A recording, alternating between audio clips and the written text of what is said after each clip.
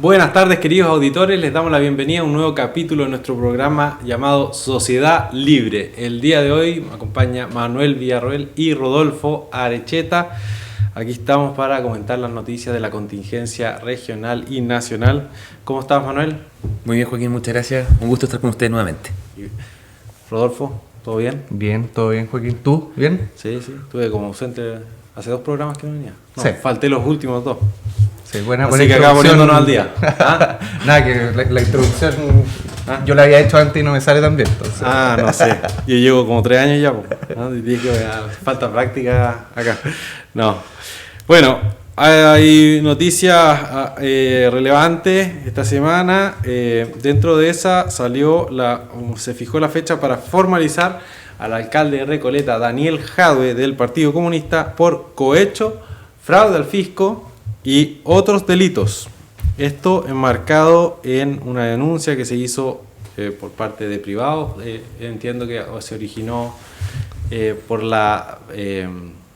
el no pago a proveedores de las farmacias populares. Recordemos, en su momento Jadue fue el creador de las farmacias populares y fue uno de los, quién sabe, hitos de su gestión que lo llevó a la popularidad, porque se expandieron además. Sí, aparte que se expandieron a otras comunas del país, pero él ha sido el primero en formular esta competencia, las cadenas de farmacias nacionales, privadas. Les dio bastante rédito publicitario, digamos, para él. Y el tema es que bueno, no todo lo que brilla es oro, y la Municipalidad de Recoleta hoy en día tiene multas, deudas millonarias con proveedores.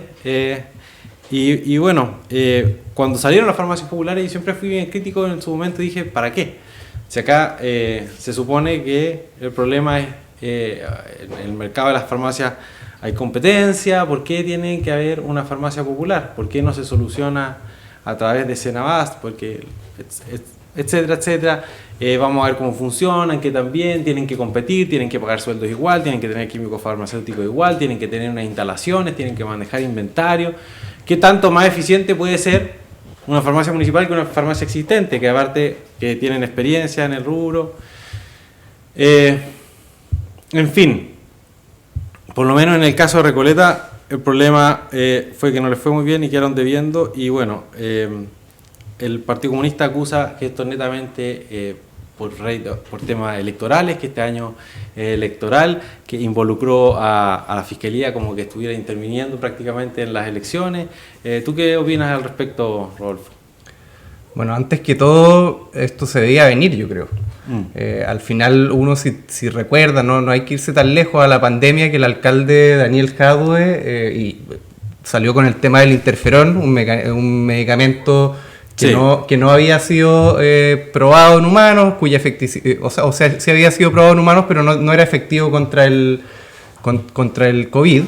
Y él lo propuso como una medida suficiente y eficaz para el tema de la pandemia. Ahí hizo acuerdos con la Universidad de Concepción, se trajeron medicamentos. La Universidad de Concepción también fue sometida, digamos, a una investigación. Y finalmente, entre un montón de otras cosas que estaba involucrado Jadue. Jadue, por el tema de una inmobiliaria, también estuvo involucrado. En ese contexto se perdió una cinta de una grabación que inculpaba a Jadue de la Fiscalía. Misteriosamente desapareció justo esa información. Entonces se van sumando antecedentes y ha sido bastante escurridizo. Yo creo que con el tema del COVID y el interferón ya había mérito suficiente para acusarlo, porque al final está jugando con la salud pública en un momento muy delicado, diciendo que aparecía como la solución el tema del interferón y que cómo el gobierno no podía hacerlo. Y finalmente se va a llegar a esta formalización, que yo creo que tiene un aspecto político muy importante, que es que no es solamente la Fiscalía, porque como tú bien decías, Joaquín, se origina a partir de unos problemas con privados, pero ahí salen los antecedentes. Sí. Los toma la Fiscalía y hace una investigación, y para quienes nos están escuchando, la formalización de la investigación al final es que se le comunica al imputado, que en este caso es Daniel Jadue, de que se le está llevando a cabo una investigación por tal y cual delito. Digamos que en este caso la lista es básicamente casi todos los delitos posibles a un funcionario o a una persona que trabaja en el ámbito público, que como bien decía es cohecho, administración desleal, fraude al fisco y estafa. O sea, el catálogo completo. Y es relevante también señalar que también se hizo parte, o sea, está presentando cargo el Consejo de Defensa del Estado, digamos. Que eso no es tan usual, no siempre que la Fiscalía presenta antecedentes para una formalización, concurre también el Consejo de Defensa del Estado. Entonces yo creo que el alcalde Jadwe, que en algún momento fue un símbolo de la gestión de la izquierda, ahora esté envuelto en esta polémica, lío judicial, digamos, del cual yo creo que no va a salir bien. Todavía no están todos los antecedentes, falta la investigación. Da un poco cuenta de lo que tú decías, Joaquín, de esto de que no todo lo que brilla es oro y las soluciones fáciles generalmente terminan siendo esta como salida de libreto que dice no voy a hacer las cosas por al lado, generalmente son más para la galería y para ganar votos, que precisamente es lo que acusa Jadwe, diciendo no, está bien en tema de campaña, y no por ser una solución eficaz y perdurable en el tiempo. ¿Tú qué piensas, Manuel? Mira, a mí me llama la atención un poco que acusen de intenciones electorales, porque afortunadamente el alcalde Jadwe ya no puede ir a la reelección, cumplió con los 3 periodos que la ley señala para poder reelegirse. Pero claro, también es cierto que los proyectos políticos continúan más allá de quién lo lidere. De hecho, hay un segundo Jadwe que entiendo que no son familia, pero que igual va de candidato a la alcaldía. Cuando esto evidentemente, más que algo político, es resorte del Poder Judicial, y él cuestionaba, por ejemplo, los 2 años y medio que ha llevado la investigación o que ha demorado la investigación, pero desde luego tiene que ser una investigación lo suficiente para poder, ahora a fines de mayo ya tener la audiencia de formalización, porque no estamos hablando de algo simple, son 4 o 5 delitos, casi el catálogo, como decías tú, de todo lo que puede ser un funcionario público. Y por tanto se necesita que la investigación sea lo suficientemente amplia para que entregue todos los antecedentes y que finalmente, comparto contigo, no creo que pueda salir muy limpio todo esto, porque están todas las condiciones para que efectivamente estos delitos tengan el fin. Entonces, creo que en vez de acusar o hacer acusaciones de intenciones políticas o de que esto tiene que ver con algo electoral, tienen que asumir los errores que han cometido en las gestiones. 3 gestiones municipales, hoy día son 12 años siendo la máxima autoridad de la comuna de Recoleta, que muy por el contrario, pese a la popularidad que algún minuto tuvo, que incluso le permitió ser candidato o precandidato presidencial, disputándose con Gabriel Boric, ahí juzgarán ustedes quién es mejor entre los... No, yo no quiero entrar al contrafactual, no quiero entrar porque está complicado. Pero con todo, mira, la gestión, entre comillas, que le llevó a ser un eventual candidato presidencial, más allá de aspectos populares, como los apellidos que le puso a todas sus grandes gestiones, que hoy día vemos que de grandes no tienen mucho, no han hecho más que una comuna en absoluto retroceso. Basta con ver los índices que tiene Recoleta en los aspectos más fundamentales respecto a la empleabilidad, al desarrollo, a la seguridad. Y la verdad es que lejos de ser una comuna creciente, emergente, claro, es exitosa. Sí. Sí, es lamentable. Oye, yo voy a tirar un dato de la parte económica que me interesa a mí del tema de los medicamentos que en Chile son tan caros. Porque este tema siempre sale a la luz después de cierto tiempo, y cuando se increpó a las cadenas de farmacias de que cobraban demasiado caro, porque se comparó con los precios que tenía Cenabast, que la Cenabast es la Central Nacional de Abastecimiento, y que abastece al sector público, y el sector público es el mayor comprador de medicamentos a nivel nacional, y los laboratorios le hacen un precio diferenciado. Le hacen un precio mucho más barato de los medicamentos a Cenabast que a las farmacias privadas, por volumen. Entonces, lo que pasó con las farmacias populares fue que las farmacias populares le compraban no a los laboratorios directamente, sino que a la Cenabast, y lograban así adquirir un precio más económico que el que accedía a la farmacia privada, y por ende eran más baratos los medicamentos. Lo cual también te da una distorsión de mercado y decir, oye, pero ¿por qué los laboratorios tienen esta diferencia de precio entre el sector público y el sector privado. Y el año pasado se aprobó una ley Senabast, que en un comienzo, y no sé si va por más medicamentos, pero son 11 medicamentos, en este caso de salud mental, que bajan de precio por la ley Senabast. ¿Y qué es la ley Senabast? Es que las farmacias privadas le puedan comprar a Senabast directamente para poder adquirir mejores precios que lo que les dan los laboratorios. Y las diferencias son notables. Por ejemplo, acá uno de los medicamentos caros, lamotrigina de 50 miligramos. El precio promedio en el retail antes de la ley era de 30.264. Con la ley Senabast va a ser 2.620. Baja 10 veces el precio. Hay otros que bajan a la mitad, hay otros que no bajan ni cerca de la mitad, pero sí los medicamentos en general, los caros, bajan, no sé, acá memantina de 20 miligramos bajó de 27.827 a 15.990. Entonces, son leyes muy útiles para la ciudadanía y que se traducen en ahorros directos a, a los bolsillos de las personas, y en vez de hacer estas iniciativas de farmacias populares que vimos que al final no son muy eficientes en la gestión y se pueden hacer leyes utilizando al privado actualmente y el sector público a través de la Senabast para lograr bajar los precios de los medicamentos, como se hizo con la ley Senabast. Vamos a cambiar de tema. Hay otro punto. O sea, primero respecto a eso, a mí me tocó trabajar en un tema precisamente de la ley Senabast en el Tribunal de Defensa de la Libre Competencia, y efectivamente hay políticas que están andando y que se están implementando. Damos la bienvenida acá a Alejandro, que se viene incorporando al panel. El retraso. Entonces, esto va avanzando, toma tiempo. Yo lo oí de las farmacias. De los laboratorios. Y sobre todo los laboratorios.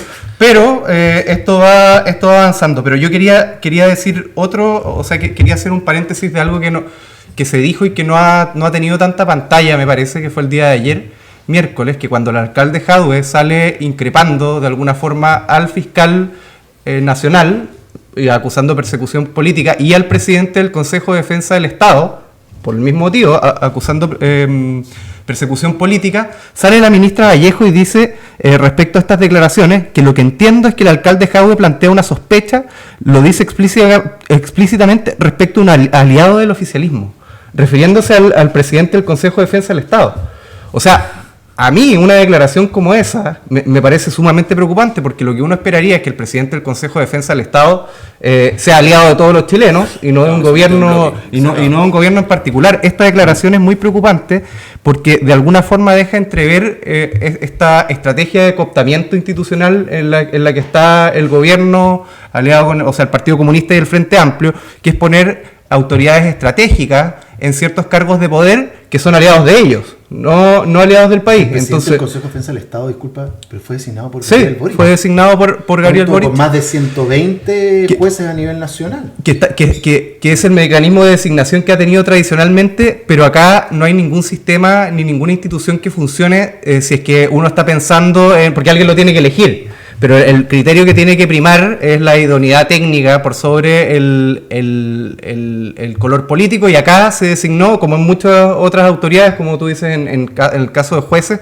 se están designando autoridades muy relevantes por ser, en palabras de la ministra Vallejo, aliados del gobierno, y no por su idoneidad técnica, claro, y por ser, gente de dilatada trayectoria en el servicio público que busque el bien del país. Esto me parece muy preocupante y creo que no ha tenido suficiente cobertura y deberíamos todos estar preocupados.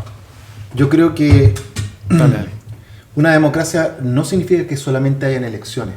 Efectivamente, los poderes del Estado deben ser independientes entre sí. Y hoy día, lo que muy bien señalas tú, lo que tenemos es que el Frente Amplio, el Partido Comunista, han ido permeando instituciones que son muy gravitantes y que imparten justicia en el país. El ejemplo, los dos jueces integrantes de la Corte de Apelaciones, uno es un ex seremi de Bachelet, ex candidato constituyente, la otra es una abogada de la Universidad de Magallanes que antes siquiera de asumir el cargo ya dijo que iba a impartir justicia con un aspecto de género. ¿Ya? O sea, ya señala que va a impartir justicia no de acuerdo a la ley, sino de acuerdo a su ideología. Eso solamente acá en Magallanes. Los 120, casi 120 jueces integrantes de las Cortes de Apelaciones, que por ejemplo ven los recursos de protección, cosas son los derechos fundamentales que nosotros tenemos, garantías constitucionales, son personas que tienen ideología.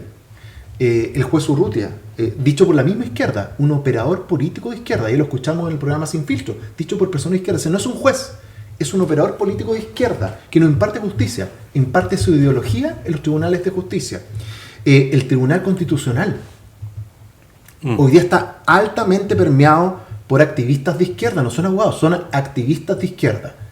Y si tú a eso sumas lo que acabas de señalar, que el Consejo de Defensa del Estado, ¿qué institución es? ¿Cuál es su función? El Consejo de Defensa del Estado está mandatado por ley para justamente querellarse y cautelar los recursos públicos y los intereses del Estado, no del gobierno de turno, del Estado.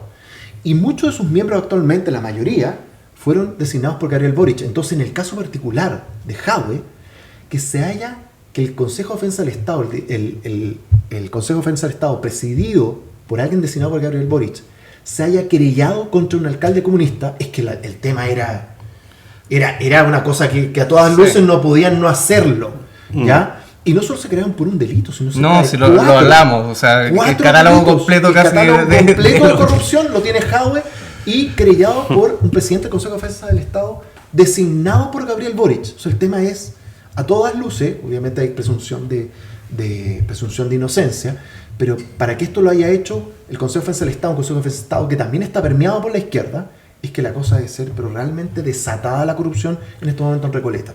Entonces, no vaya a ser que estemos apuntando a lo que sucede hoy día en países como Nicaragua, como Cuba, como Venezuela, donde no hay democracia, no porque hayan elecciones, porque todos sabemos que las elecciones es una farsa, tienen fuera los candidatos, sino que además hay poderes del Estado, como el poder legislativo y como algo tan importante como el poder judicial que imparte justicia, que hoy día responde a los designios de una ideología o de un sector político, que sea de izquierda o derecha es malo.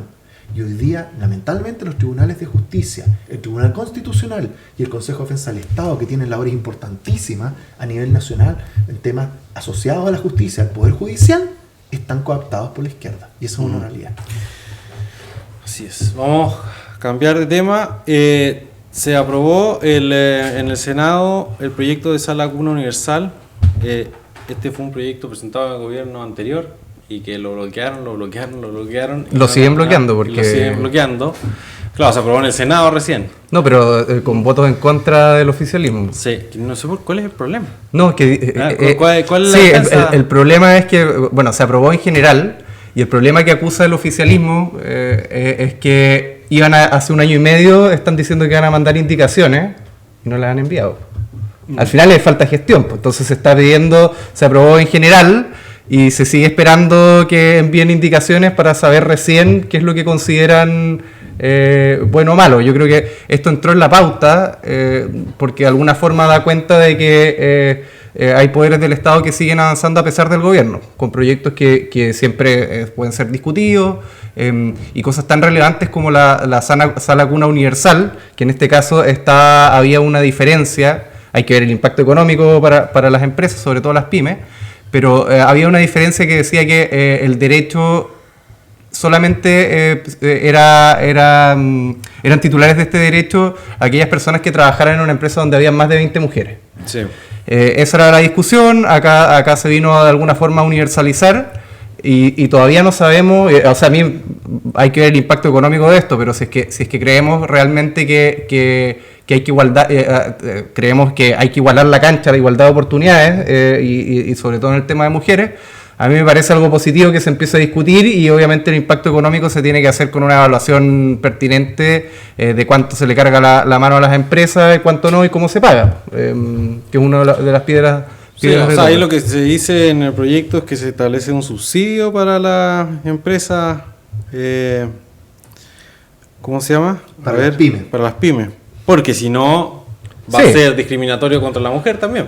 O sea, si al final, si el Estado obliga a todas las empresas, independientemente del tamaño, a otorgar Sala Cuna, el pyme que tiene 5, 6, 10 empleados, le cuesta carísimo. Obvio, no va a poder ir, no va a contratar mujeres. Le va a salir más caro contratar. pagar la Sala Cuna que contratar a la persona que tenga carga de nivel. Mira, yo creo que cualquier cosa que apunte a a darle mayor autonomía económica a las mujeres es bueno. Hoy día nos gusta, ¿no? Y esto, mira, acabo de hacer impartí un curso de autonomía económica a las mujeres en Aysén, es en 2 partes, en Puerto Aguadal, en Chile Chico. Y hay una encuesta del INE que habla sobre, y aquí vamos a eliminar una falacia que siempre se dice que el hombre gana más que la mujer, eso es mentira. Hay una encuesta del INE respecto a cuánto tiempo tú te dedicas a distribuir el tiempo en el día, que la última creo que fue el 2015-2016 y ahora el 2023 se realizó nuevamente. El problema que sucede es que el hombre dedica más tiempo a trabajo remunerado. ¿Qué significa eso? Que dedica entre 5 o 6 horas a trabajo remunerado en promedio diario. La mujer no es que trabaje menos, es que trabaja más tiempo en trabajos no remunerados. Cuidado adulto mayor, cuidado de niños, ciertas labores en la casa. Y eso es un trabajo igual, pero no se les paga.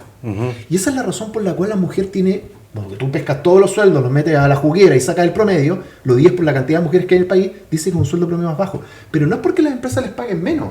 Porque si las empresas efectivamente les pudiesen pagar menos, tendríamos contratadas puras mujeres en las empresas porque tendríamos más utilidades. No, es que las mujeres están obligadas por las labores que ellas desarrollan, hacer trabajo no remunerado. Y que asumen, y que no debería ser así en el caso mío y en el caso de nosotros, de la generación de ustedes, y espero que eso haya cambiado, que ese tipo de labores tienen que ser compartidas entre hombre y la mujer.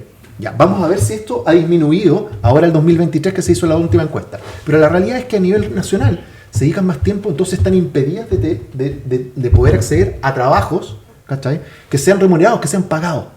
Yo creo que acceder a Sala Cuna Universal es un muy buen proyecto del difunto presidente Sebastián Piñera. Para variarlo, este gobierno feminista no tiene nada. Seguimos agarrando los buenos proyectos del presidente Piñera, porque va a permitir que las mujeres puedan acceder a trabajos remunerados, pagados, y no dedicarse de tiempo al cuidado infantil.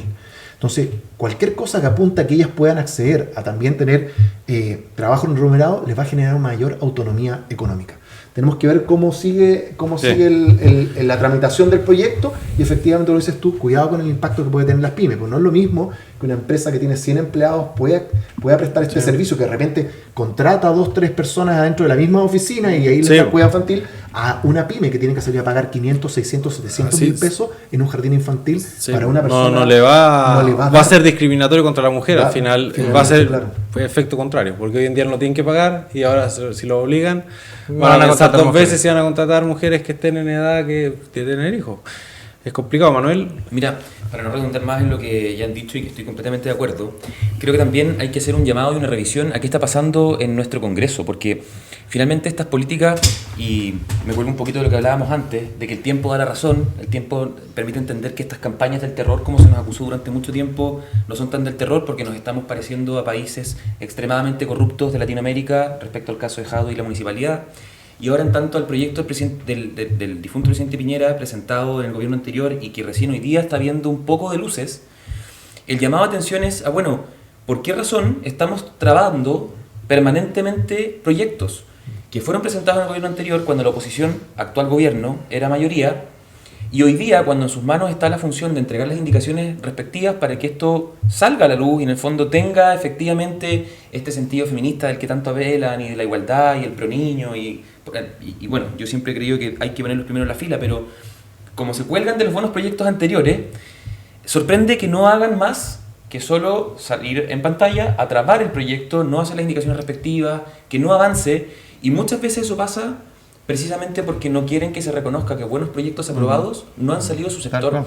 Entonces, eso, y haciéndome también cargo un poco del llamado que tú haces de las nuevas generaciones y la función o la misión que tengamos las nuevas generaciones respecto al avance, tiene que verse en que no debe importar el sector que inicia un proyecto, porque todos los partidos políticos, hoy día más de 20 en nuestro país, pero todos los partidos políticos deben apuntar a lo mismo, que es el bien común nacional. Y si ese bien común nacional, a gusto o disgusto de quien tenga que votar o tenga en sus manos la votación de un proyecto, es bueno para el país, debe aprobarse. Con las indicaciones respectivas, con el debate correspondiente, quizás menos pantallas matinales y más sesiones en el Congreso para que efectivamente proyectos buenos tengan una realidad y puedan ser un aporte más allá de lo bonito, más allá de decir, mira, estamos trabajando, pero ¿en qué? Si no hemos visto el trabajo que ha presentado el gobierno, entonces preocupa. Y ellos también deben ocuparse más de hacer las cosas que o para las que están mandatados. Fito. No, quiero cerrar diciendo que lo mismo con los proyectos malos. Porque no hay del oficialismo y el gobierno acusan a la derecha de obstruccionismo. Y la gente, para que sepa, uno revisa el proyecto de reforma tributaria y el de pensiones y ni siquiera los técnicos de la izquierda están de acuerdo con él. No están de acuerdo, simplemente porque son malos proyectos y por supuesto que como oposición, la oposición no solamente está obligada, sino que tiene el deber de rechazar malos proyectos. Eso para cerrar y pasar. Ejemplo, lo que dijiste tributario, y llevémoslo a la realidad. Es tan malo un proyecto, este 3% que se le quiere sacar a todos los chilenos, que si usted gana un sueldo de 1 millón de pesos, eso a final de año va a significar que usted va a tener que pagarle cerca de 500.000 pesos al gobierno adicional, que no se va a ir al ahorro suyo para poder jubilarse. Si no, le van a sacar 500.000 pesos, prácticamente la mitad de un sueldo al año, que se va a ir nuevamente a que... Con fondo administrado por el Estado. El Estado. Y sabemos qué pasa con el Estado. Fundaciones truchas, las pérdidas que tiene Codelco, las pérdidas que tiene NAMI. Se va a perder esa plata. Y hablemos de justicia también respecto a eso, porque es justo, y es una pregunta que vale la pena, que uno ya pagando impuestos, además tenga que, este impuesto camuflado, digamos, para la seguridad social, dárselo, por ejemplo, a una persona que no ha cotizado, pero que sí ha ganado plata. Son temas que vale la pena discutir desde el punto de vista de la justicia también. Si el trabajo se lo tiene que apropiar uno, o, es un robo. Es un robo, bueno. sí, hay que decirlo con todas sus palabras. Sí, me va a hacer 500 lucas a alguien que tenga. Y ojo, 1 millón de pesos no es mucha plata. Sí. Hoy día el sueldo promedio en Magallanes es cerca de 900.000 pesos. O sea, el sueldo promedio de Magallanes, a los magallánicos, si se aprueba esto, le van a quitar 500 lucas, le van a sacar de su bolsillo. Y no es que lo vayan a pagar las empresas, ¿ya? Se lo van a quitar. Sí, al final es parte de la liquidación. Exacto. La liquidación es para el empleador y en la liquidación sale un monto bruto, ¿cierto? Que lo paga la empresa al empleador y de ahí empiezan los descuentos. Exacto. No es como que la empresa por otro lado va a hacer un aporte. No, sí. Se descuenta de la remuneración del trabajador. Oye, ahora, si te lo descuentan y va a tu jubilación, yo creo que nadie va en contra de eso. Todos sabemos que ya jubilados 65 ya nos están dando las lucas por la pirámide poblacional que tenemos. Entonces yo creo que hay que sincerar este tema, tenemos que subir la edad de jubilación. Igualdad, queremos igualdad, la misma edad de jubilación para hombres y mujeres, y no solamente que hay que aumentarla, sino que hay que aumentar el ahorro individual, y en eso estamos, creo que todos de acuerdo, todos los técnicos están de acuerdo, pero no que llega plata a Fundaciones Trucha de Gabriel Boric. Oye, bueno, crisis de violencia, obviamente, de nuevo en el país. Todos deben haber visto el video de la mujer en la Feria del Valledor que le arrebata el arma a uno de los vigilantes y dispara, dejando 3 heridos. Por suerte, las personas están bien. El video es bien impactante. Uno puede cuestionar las maniobras ahí de los guardias de seguridad. En buen magallánico, maceta igual. Sí. Yo me acordé al tiro de las típicas películas gringas donde detienen a alguien y al tiro las manos donde las pueda ver, las manos donde lo primero que hacen es que les muestren las manos para que no vayas a sacar un arma o algo. Y este gallo tenía agarrada de los codos. Pero bueno, independiente de eso, esta una persona que quitó el arma y trató de apuntar al otro vigilante, no es que disparó al piso, le hizo todo el empeño para dispararle en plena vía pública. O sea, el nivel de violencia que hay está desatado, y con eso le sumas que el fin de semana hubo 12 homicidios. 3 personas descuartizadas en Arica. Yo sabes que más que lo que sucedió en Nueva York, que puede pasarle a cualquier persona, yo creo que por favor pongamos nota en la reacción del carabinero. El carabinero no hizo nada. No desenfundó su arma y no le disparó a la mujer que hizo 6 disparos a quemarropa y hirió. Gracias a Dios, hirió solamente a un guardia, a un camarógrafo y podría haber matado a otras personas. Esa es la pregunta que nos tenemos que hacer. ¿Por qué el carabinero no le disparó a esta mujer? Porque se ven cada día más limitados, sí, es impresionante. Exacto. Entonces, esa es la respuesta. El carabinero hoy día, y nuevamente quiero volver a la entrevista, yo invito a todo el mundo a ver la entrevista ayer al carabinero en Sin Filtro, Claudio Crespo. ¿Lo entrevistaron al de del libro? Sacó un libro además que le prohibieron presentarlo en la librería Antártica porque le querían hacer una foto. Él dice claramente, si hay un segundo estallido social, yo les aseguro que los carabineros no van a arriesgar su vida esta vez, porque hay más de 160 carabineros procesados. Le preguntan cuál es su crítica, autocrítica, qué es lo que usted hubiese hecho si tuviese que volver atrás, porque usted también está formalizado. Hay 5 abogados del Consejo de Defensa del Estado que lo están persiguiendo ahora por lo que sucedió. Acá en Magallanes salió absuelto Gracias a Dios. el carabinero que... Más de 3 o 4 carabineros que habían tomado presos a 2 menores que de los edad. habían acusado de Vejaciones. vejaciones, finalmente Exacto, fue gracias a dejado sin Dios, efecto. gracias a Dios. Entonces, el tema es el siguiente. Hoy día, lamentablemente, ni las Fuerzas Armadas ni Carabineros tienen el apoyo, justamente por esto que hablábamos, porque tenemos... Y hablaba de Juez Urrutia también, cuando pidieron tratar de dejarlo en libertad mientras se enfrentaba a juicio, no lo quiso dejar en libertad. Hoy día, ¿qué es lo que sucede? Este es el ejemplo que siempre yo doy. ¿Qué pasaría si tú tomas una molotov y la tratas de tirar al frente de la Casa Blanca en Estados Unidos? ¿Qué pasa si tomas una molotov y tú tratas de tirarla al frente del Palacio de Buckingham? Si tú tomas una molotov y la tienes al frente del Museo del Louvre en Francia o al frente del Congreso Español? No, sí. Te dejan como colador a balas. Hoy día, y esto mismo también lo decía el carabinero, hoy día lo que están haciendo los carabineros cuando son llamados a un procedimiento, hacen la vuelta larga.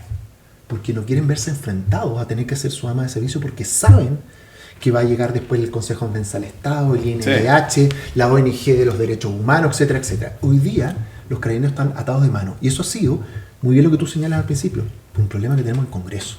Hemos elegido una mayoría en la Cámara de Diputados, incluyendo al diputado presidente Gabriel Boric, que fue un diputado, que pararon todas las leyes que nos podían proteger o mejorar el actuar de carabinero. En Estados Unidos existe una ley que son de los 7 metros, no me acuerdo hasta que es Miller, creo que se llama el carabinero, que si tú te acercas menos de 7 metros, sí, con cualquier cosa, sea un arma blanca, un revólver, lo que sea, y tú tratas de agredir a un policía, y el policía está facultado por ley a matarte, a disparar, a quemar ropa. Eso es lo que hoy día no existe en Chile. Entonces, ¿qué es lo que vamos a pasar? Vamos a tener 2 años más en que la violencia va a seguir incrementándose y los policías cada vez, porque no quieren arriesgar su pega. Ellos tienen una familia por detrás y se entiende. Ahora también yo creo que hay que aumentar un poquito, mira, yo tengo un absoluto respeto a la institucionalidad, a las fuerzas de orden y seguridad también. Sin embargo, creo que hay que aumentar el criterio respecto a cuáles son las funciones y quiénes pueden estar con el permiso suficiente para actuar con ciertas facultades autónomas de la policía. Lo digo así porque también, así como conocemos la buena labor que hace Carabineros y las instituciones de orden y seguridad, es súper, hiper conocido y también muy denunciado el abuso de poder y autoridad que lamentablemente empaña la gestión de una institución policial. Sin embargo, es cierto que hoy día el carabinero que pueda hacer el mejor de los esfuerzos para frenar materias como la delincuencia que está sin duda desatada, se ve cuestionado porque empiezan a salir todas estas instituciones en favor de los derechos humanos y que bueno, ¿cómo es posible que el abuso de la autoridad, las vejaciones de lo que pasó aquí en Punta Arenas, por ejemplo? Y pasa el tiempo y vuelvo a señalar lo que dije hace un ratito respecto a cómo el tiempo da la razón. El 2019, en contexto del estallido social, y el 2020, cuando empezaron las primeras querellas respecto a la institucionalidad y a Carabineros en el ejercicio de las funciones propias del control de masa, en el descontrol también que había en el estallido, los tribunales poco decían o poco conversaban respecto a estas ciertas absoluciones que podían existir, porque estaba muy muy fresco en el ambiente nacional y público que Carabineros era una institución que abusaba del poder. 3 a 4 años más tarde nos damos cuenta cómo los tribunales y las cortes han tenido que revisar los fallos, absolver y empezar a interpretar, bueno, cuál es efectivamente la vejación y la injusticia, y empezar a explicar por palabras cada una de los significados que tengan. Entonces, cuando también tú ves los famosos apremios ilegítimos que fueron tan sonantes en contexto estallido, yo siempre he dado el mismo ejemplo, y perdón si suena bruto, si suena como tenga que sonar, aquí cada uno se hace cargo de lo que dice. Si estaban respondiendo con molotov, con piedras, con disparos, ¿qué querían? Fluyele de vuelta, un abrazo grande de parte del carabinero, si es imposible. Entonces, en tanto entendamos que la ciudadanía está pidiendo a gritos un poco más de control medido, no desmedido que signifique dispararle a quien sea. Naturalmente, como tú señalabas, con esto mismo, por ejemplo, de la ley de los 7 metros, cuando hay una evidente intención de hacer daño, bueno, que haya el control respectivo y suficiente. De lo contrario, lo único que vamos a hacer es tener más programas donde sigamos hablando de la delincuencia desatada sin una solución concreta, porque en vez de ver, bueno, cómo ha disminuido, vamos a seguir lamentando que ya no sean 13 los homicidios el fin de semana, sino 20, 25, 30 y quizás cuantos más. Sí. En esa línea, yo creo que lo que pasó en el estallido y lo que sigue pasando ahora es un problema más político que jurídico, porque finalmente, efectivamente, un carabinero puede cometer abuso y ese carabinero tiene que ser sometido a un proceso justo, eso lleva tiempo, y si cometió abusos tiene que ser condenado. Pero en el caso del estallido social lo que hemos visto es que se le ha quitado el apoyo político a Carabineros. Y eso es más grave aún, digamos, porque finalmente si tienes a los operadores del sistema quitándole el piso a los Carabineros y llamando a manifestaciones, a la refundación, eso es un problema, porque finalmente es el Estado de alguna forma cortándose las piernas, porque eso es la seguridad para el Estado. El primer deber del Estado y por tanto de cada gobierno es proveer de seguridad a sus ciudadanos, es hacerse un autogol pero gigante. Entonces yo creo que acá vemos el germen del octubrismo instalado y aparece cada tanto, aparece con los indultos, aparece con las pensiones de gracia, ahora aparece con las reglas del uso de la fuerza, que nuevamente esta semana fue postergado el debate por el tema de que el gobierno iba a corregir esto, que casi que sea con perspectiva de género y considerando si son migrantes o no y personas de la tercera edad o no. Indígena. ¿Cuántos años tiene? Indígena. Entonces estamos todavía en este absurdo, un absurdo de que el mismo Estado se está coartando la posibilidad de cumplir con su deber y lamentablemente tenemos un gobierno que no entiende cuál es la obligación principal que tiene un Estado, más que económica, más que proveer trabajo, es proveer seguridad, porque sin seguridad no hay nada. Sí, no, sin seguridad tenéis la ley de la selva. Oye, y ahí ganan los que tienen más fuerza. Que era de las primeras cosas que se hicieron acá en Fuerteventura en la colonización. Obvio. Una cárcel. Tenían ahí una cárcel. Y vivían 20, 30 personas. Porque, y en el lejano oeste, que era la única autoridad que había. No era el Ceremi Energía ni nada de desarrollo ganadero, era el sheriff que proporcionaba seguridad y tenía una cárcel y impartía justicia. Siempre en los inicios, en cualquier sociedad, partiendo, esto viene de miles de años atrás, se ha impartido justicia contra los delincuentes, contra los criminales, o sea, los romanos, siempre. Y es la base, o sea, es el inicio. Después vinieron los impuestos, que todos se quejaban de las monarquías, que cobraban mucho impuesto y cobraban un 10%. ¿Ah? Que no se reirían hoy en día varias cabezas robaron por ese 10% en Francia. ¿Cómo sería hoy día que los europeos pagan 50%? Pero con democracia y con equidad. Claro. Y de hecho, si tú te fijas, después vinieron los derechos, y el primer derecho que vino, el primero el de la integridad física, que cada uno tenga el derecho a salir, y la propiedad, ¿cachai? Que en su momento fue probablemente uno de los avances más importantes en materia de derechos, porque ya el señor feudal no te podía confiscar, es un derecho progre, por decirlo de alguna manera, ¿cachai? Y ahora se ve como si es el gran cáncer de la humanidad el derecho a propiedad, cuando es todo lo contrario, es tu posibilidad de tener algo de disposición tuya, y que nadie, que ni el Estado, ni que en su momento el señor feudal te lo puede quitar. Entonces, pero volviendo a eso, sin seguridad no hay propiedad, sin seguridad no hay derechos sociales, sin seguridad no hay trabajo. Sin seguridad no puedes caminar a las 6 de la tarde hoy día en Santiago. Mi hijo lleva un año estudiando en Santiago, ya lo han asaltado creo que 2, 3 veces. O sea, el primer año yo sé que lo asaltaron 2 veces. Y esto debería ser una preocupación de los magallánicos, porque esto tarde o temprano va a llegar acá. Sí. Yo creo más temprano que tarde. Pero hay gente que camina en el barrio de Brasil en la noche y no le pasa nada. Claro, el presidente con 7 escoltas armados por detrás. Es que ese es el mundo, es la Narnia, es el Macondo que vive el presidente Gabriel Boric. La razón por la cual nosotros vivimos en un estado, nos organizamos en países, es porque antes, como bien ustedes lo decían en el antiguo la ley la impartía a cada uno. O sea, tú te metías ahí más de 100 metros cerca de mi casa, yo sacaba el rifle y te mataba. Esa es la realidad que vivió no solo el lejano oeste, la que vivió Magallanes hasta la década del 1800. Debemos recordar que acá se exterminaban pueblos originarios, porque la persona, el señor no era el señor feudal, pero el dueño de la estancia no quería a los indios adentro, a los indígenas adentro. ¿Por qué no fuimos a un Estado? ¿Por qué nos organizamos como país? ¿Por qué hubo presencia del Estado acá? Porque se cometían muchas injusticias cuando cada uno impartía la justicia de acuerdo a lo que él quería. Entonces le pasamos el poder coercitivo a las fuerzas, al Estado. ¿Y quién imparte ese poder coercitivo? Es una bonita palabra para decir quién tiene las armas, quién puede sacarte la cresta. Si tú no haces caso, eso son las fuerzas de orden y seguridad en Chile, que es Carabineros de Chile y la Policía de Investigaciones. Y el problema es que hoy día están de mano atada. Entonces, ¿para qué nos sirve el Estado? Si hoy día no nos provee algo tan básico como la seguridad. Y lamentablemente tenemos 2 años más para eso. La delincuencia va a seguir empeorando los próximos 2 años, porque el presidente Gabriel Boric está más preocupado de tener caleta de pescadores con perspectiva de género, ya, que se te mueran 12 personas solamente en un fin de semana, o que aparezcan 3 personas en Arica descuartizadas con machetes, 3 chilenos, ya, en 2 autos. Y lo peor de todo es que ya no es noticia. No fue noticia las 3 personas que aparecieron muertas en Arica. En Arica otros 3 muertos. Deberíamos tener un contador de sociedad libre con los fallecidos. Podríamos hacer 3 días sin homicidio. Claro. No apareció una cabeza, no apareció un pedazo de brazo. Ya no está llamando la atención. No es noticia. Y eso nos deberá preocupar. Estamos perdiendo la capacidad de asombro. Entonces, ¿qué es lo que va a pasar? Que después ya no va a llamar la atención si aparecen uno de estos grupos de delincuencia, delincuentes, lo que está pasando en Haití, que hoy día los delincuentes se tomaron el país. Sí.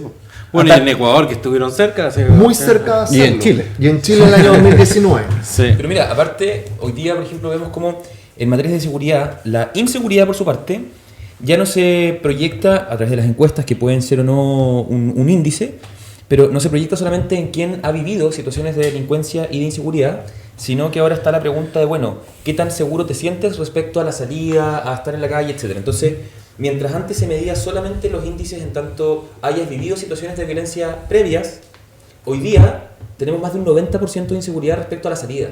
Entonces, eso, si hay una mirada quizás mucho más macro, ¿cómo nos está dejando como país? Para efectos de fomentar la economía, el turismo, el crecimiento, el desarrollo y cientos de otros temas, ¿quién va a querer invertir en un país inseguro? ¿Quién va a querer, por ejemplo, generar empleos si es que eventualmente hoy día pueden quemarte el edificio y no pasa nada porque después el presidente sale a indultar a quien lo haya hecho? Entonces, aquí también hay un llamado a que esta seguridad no solamente obedece a delincuentes callejeros, tampoco ya delincuentes de cuello y corbata, porque ahora también hay delincuentes de cuello y sin corbata como quienes están en el poder. Entonces, la seguridad tiene que ser un tema que nos preocupe a todos de forma transversal y de la que nos hagamos cargo no solamente con las noticias como los homicidios, qué sé yo, sino también respecto a, bueno, quién está liderando y cómo está liderando materias de seguridad nacional. Oye, y este gobierno, a pesar de la crisis, no le ha dado ni un recurso más a Carabineros. Y cuando puede que algo, pero hay 90.000, 80.000 Carabineros, creo, por ahí en el país. No, ahora estoy... es por ahí la cifra. No tengo la cifra exacta. No tengo la cifra exacta. Pero es eso o más. Pero bueno, el Estado no tuvo ninguna complicación en contratar 100.000 nuevos empleados públicos. Y con sueldos promedio que te aseguro que son más altos que los que ganan Carabineros. Pero para aumentar la dotación de Carabineros, para mejorar la cadena, la carrera dentro de Carabineros, para hacerla más atractiva, para llamar a más gente, ni un solo peso.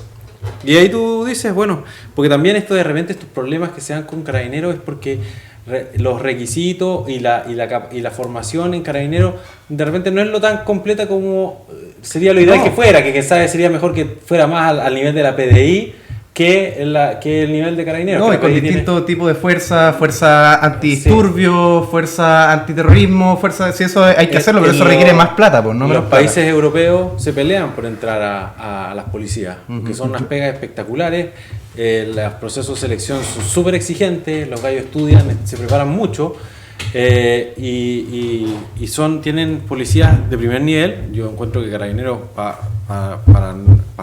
de Chile es una institución de muy buen nivel, pero sí o sí le faltan recursos. No pueden tener comisarías cayéndose a pedazos. Tú no podés pasar a la comisaría de Río Penitente y entrar en una casa que debe tener 40, 50 años de madera, pero que se le mete el aire por todos lados. Pero sabes que cuando tú hablas con Carabineros te dicen que ese no es el problema. Efectivamente los puede ayudar. El problema es cómo llegamos a la situación actual. Sí, y la situación actual es y aquí voy a hablar en plural, porque yo nunca he votado por un diputado o un parlamentario de izquierda. Acá se eligió en los últimos años una mayoría de diputados y senadores de izquierda que fueron aprobando un montón de leyes, oponiéndose a un montón de leyes que no ayudaban a Carabineros y que no combatían la delincuencia. Todos conocemos el video donde Gabriel Boric vota en contra de una ley que protegía de la violencia contra los bomberos. Entonces, llegamos a lo que estamos ahora, por un lado, porque le pusimos contra la pared a Carabineros, nos opusimos a todas las leyes que podrían haber ayudado a la delincuencia. Por otro lado, entraron muchos delincuentes en la delincuencia que nosotros conocíamos, que era el crimen organizado. Y la pregunta es cómo salimos. Y ahí le ha llamado a que, independiente de cómo usted vote los días domingos, se vienen elecciones ahora, de alcaldes, se vienen elecciones de consejeros regionales, de gobernador. Si usted sigue eligiendo a gente de izquierda, lo que usted está haciendo es ayudar a los delincuentes. Hoy día yo le aseguro que un delincuente le dice, ¿por quién va a votar? Te va a decir que por alguien de izquierda. Pero por supuesto, sí, capaz que hasta nos llega una pensión de gracia. Claro. Tenemos productores de pedofilia que hoy día fueron premiados y hoy día reciben un sueldo, productores de pedofilia, de Gabriel Boric.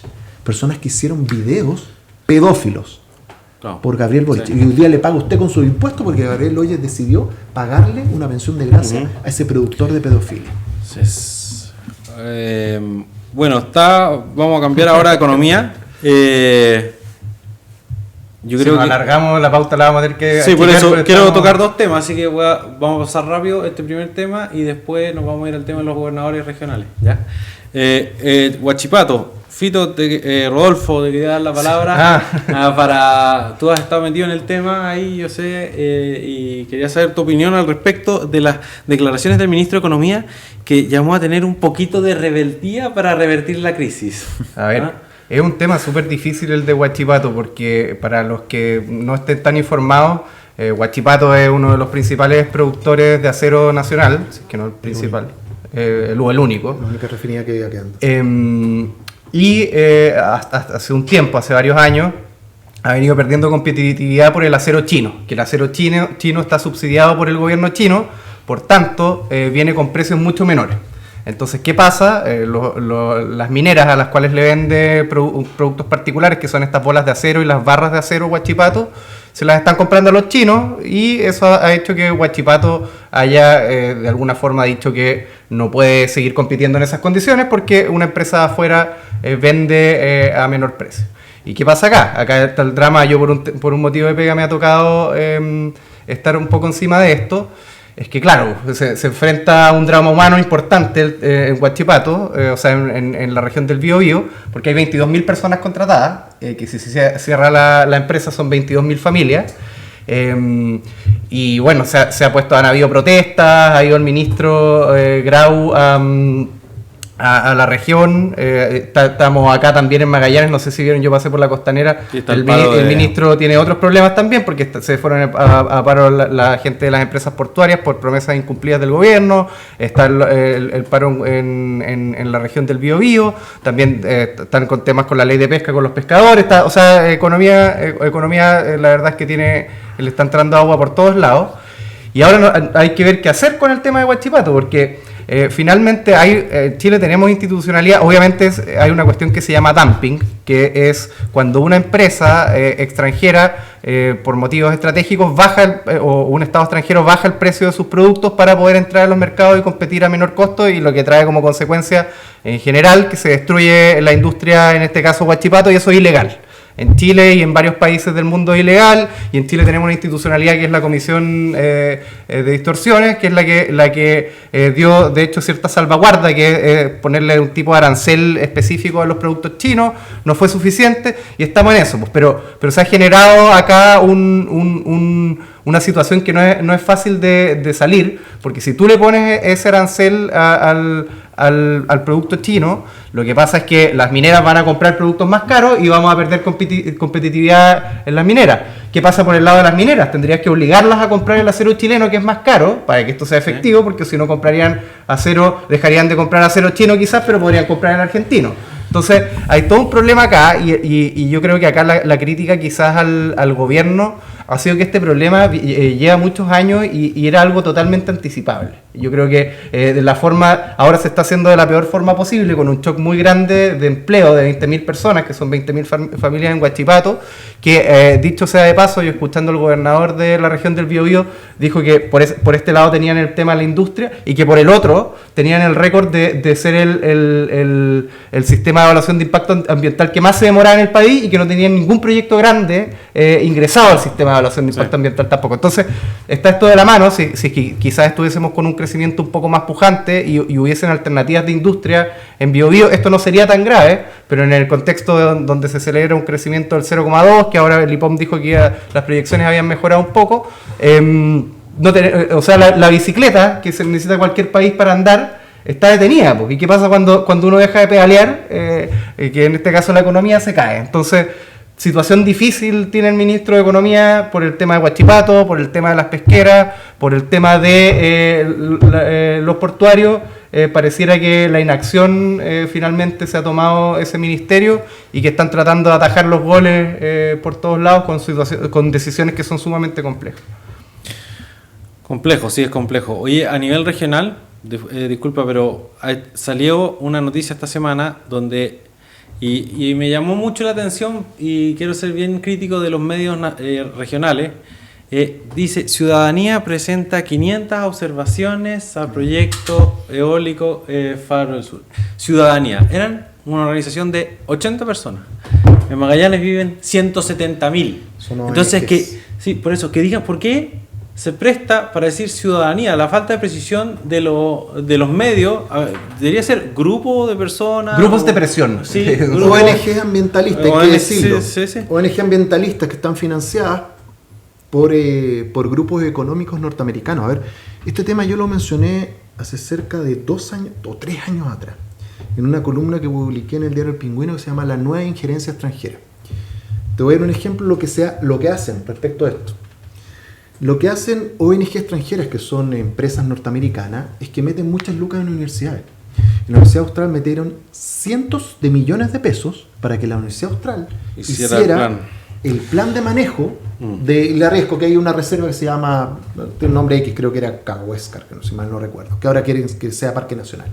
Entonces, obviamente, el estudio que va a hacer del plan de manejo de Isla Riesco, de todos los sectores aledaños, va a ser muy perjudicial para poder generar actividades productivas, para que genere trabajo la comuna de Isla Riesco, porque le estamos pasando a una parte interesada que desarrolle el plan territorial, qué es lo que se puede hacer y no se puede hacer en la reserva Cahuéscar. Esto es como, el CIME es como que si nosotros le dijéramos a los hoteleros en Torres del Paine que hiciera el plan de manejo del Parque Nacional Torres del Paine.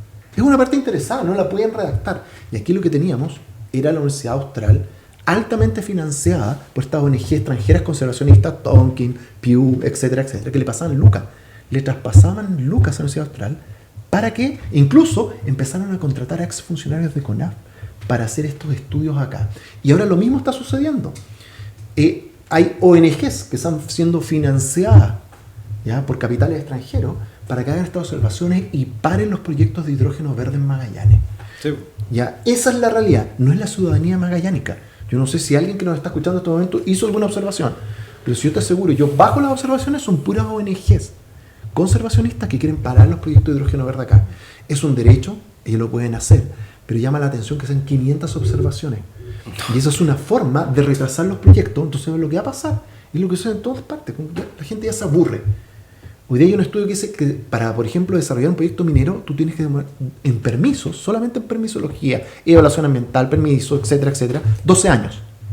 Si pasa lo mismo con los proyectos de hidrógeno verde, va a quedar en grandes anuncios, nos vamos a haber gastado una cantidad de plata horrible, creo que $500 millones son los que pidió prestado Corfo para estos estudios medio extraños, y va a quedar en nada. Y lo que va a pasar es que estos gallos van a decir, ¿sabes qué? Me voy a Argentina, me voy a Australia, me voy al Mar del Norte y ahí voy a poner mis lucas, no acá donde me ponen tantos problemas. Mira, y de paso cortas las alas del desarrollo y el crecimiento y hoy día vamos a alimentar, si es que efectivamente estos proyectos, estas observaciones siguen poniendo frenos al crecimiento y el desarrollo, vamos a alimentar que ya no sea un 5,8% del desempleo, que va a ser mucho más alto, que hace un par de días se publicó que el 8,5% nacional es el porcentaje de desempleo, 9,3 llega a la metropolitana y 5,8 el que tenemos en Magallanes. Que subió, de hecho. Uno de cada 10 personas en la región metropolitana está desempleado. Esa es la cifra. Pero sin salir tanto a la metropolitana y quedándonos aquí mismo, el 5,8, que es aún mayor que el del año pasado y que,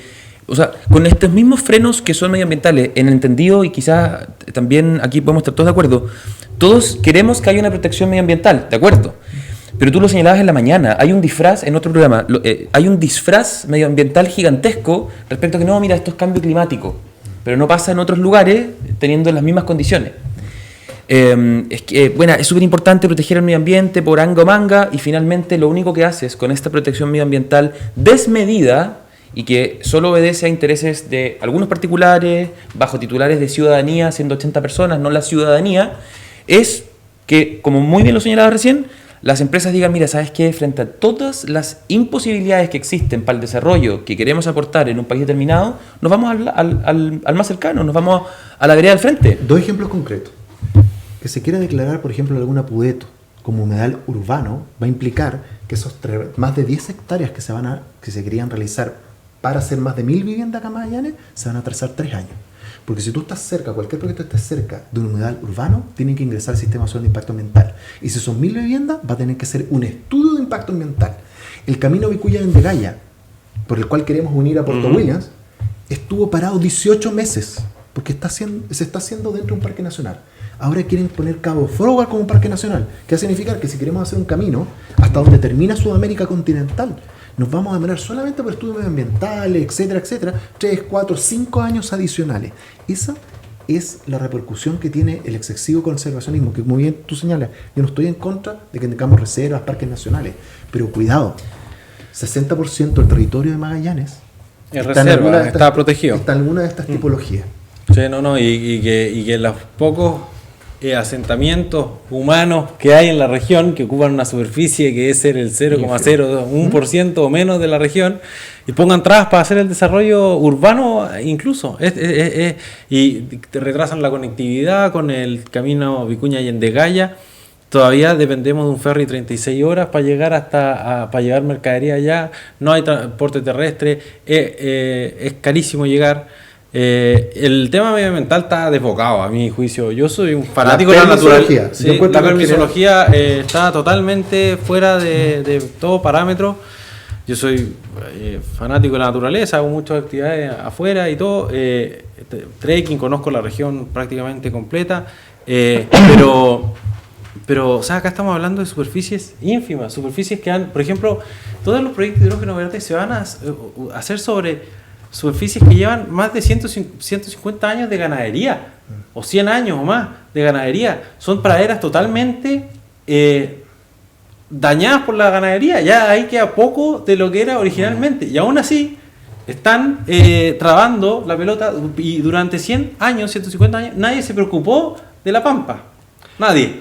¿Qué pasa? El territorio de lo más inhóspito que hay también en la región para estar, porque un viento que no te suelta nunca, frío, aislado, etcétera. Hay desarrollo económico posible ahí para generar empleo importante para la región, para mejorar la situación de vida de todos acá. Y el problema es la permisología. Yo los dejo porque me tengo que ir. Sí, yo creo que cerremos. Sí, lo único que quería decir era que finalmente ningún sistema político funciona si los jugadores del sistema no están dispuestos a seguir las reglas con un mínimo de fidelidad, tratando de hacer las cosas bien.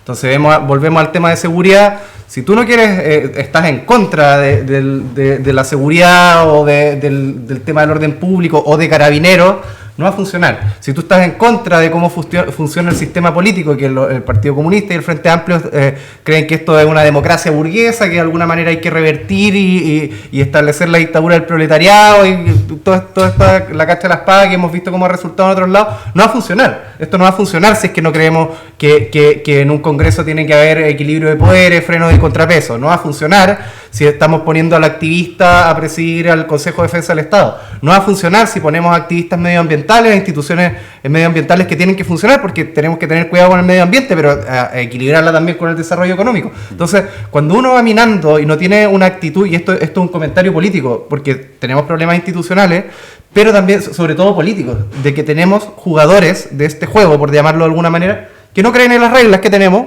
y que las quieren destruir. Entonces, mientras esto siga siendo así, y mientras no haya un cambio político importante, y ahí me cuelgo un poco lo que decía Alejandro, para eso tenemos elecciones y tenemos que elegir bien a las autoridades, esto va a seguir vuelta para atrás. O sea, vamos a darnos vuelta sobre lo mismo y vamos a poder cambiar un montón de leyes, pero si la gente que son los operadores del sistema, que tienen que seguir esas reglas, no las cumplen o las tratan como si fuesen una farsa, no vamos a ir a ningún lado. A mí, mira, me sorprende, sí, Rodolfo, que A mí no me cabe ninguna duda que hay activistas y hay personas que tengan profundo interés en la conservación del medio ambiente, y bienvenido todo, porque es parte de la libertad a la que todos propendemos, sin duda. Pero cuando tú ves esta ideología hipócrita, este activismo hipócrita que llama por una parte a la conservación del medio ambiente y por otra no tiene ningún empacho en quemar 35 neumáticos para hacer barricadas, es ahí donde tenemos que apuntar, sobre todo lo que tú decías al final, en época electoral.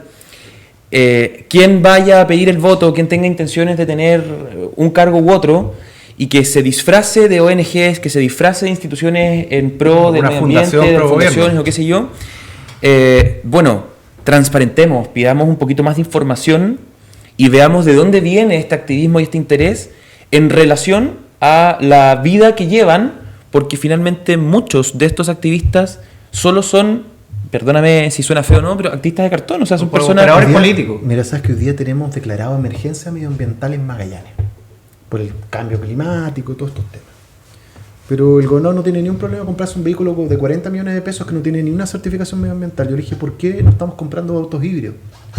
Por ejemplo. No. Entonces, una cosa es el discurso y otra cosa es lo que van para atrás. Y no se van a comprar vehículos híbridos, porque es el discurso.